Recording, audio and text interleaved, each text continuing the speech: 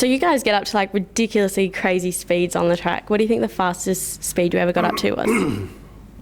I think the fastest I ever got up to was probably a little over 320 kilometres an hour. But Do you ever get scared? Like, I know you're a professional and stuff, but, you know, getting so close to the ground and other races when you're on the track, like, did that not ever freak you out? you sort of, again, you're aware of the dangers, you know, and the speed, it's irrelevant. You don't, until you make a mistake, you don't realise how fast you're going, and that's the same with the street, you know, and even if you're only going 60 kilometres an hour, you don't realise how fast that is until you make a mistake. And you know, the fastest I've crashed has probably been about 270, 280 k as well, and you know, it's not a problem until you need to stop. And thankfully, when I did that sort of crash, I was able to not hit anything and slow up without doing that.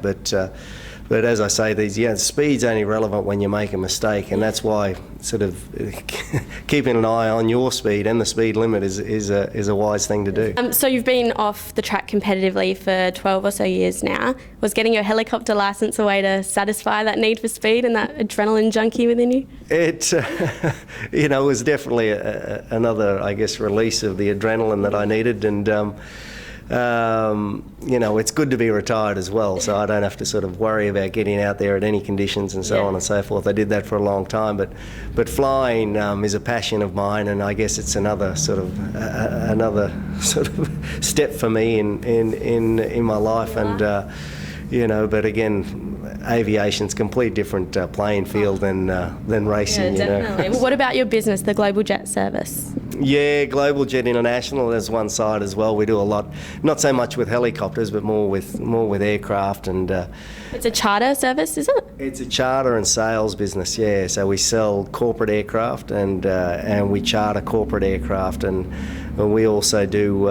We're a terminal on the Gold Coast called Platinum, which we're the business aviation terminal and parking and refuelling and so on. So it's a fairly large group, and it caters just for that exclusive sort of corporate business end of town, and which is, you know, in this country, like a lot of countries, has a real need for somebody to provide that service. And you know, so we've thankfully got a little piece of our own of that. Yeah, well, and what about the ride in Dreamworld? Like, I know you've won all these awesome titles to your name, but having a ride named after you at Dreamworld, the Mick Doohan motor coaster, your kids must be pretty impressed with that as well.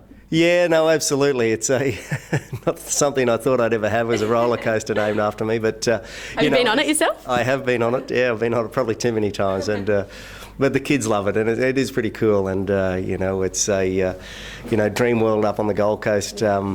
Have that, and it's been very successful. I'm not sure how many years it's been going now, probably 4 or 5 years, and it's still one of the most sought after rides when people get into the park. So next time you're up there, you should have a run on it. Definitely. Well, you guys live at the Gold Coast. Is that one of your kids' like favourite attractions to go to now that it's named after their dad? Yeah, you know, it's the kids just you know, theme parks are part of the Gold Coast, so.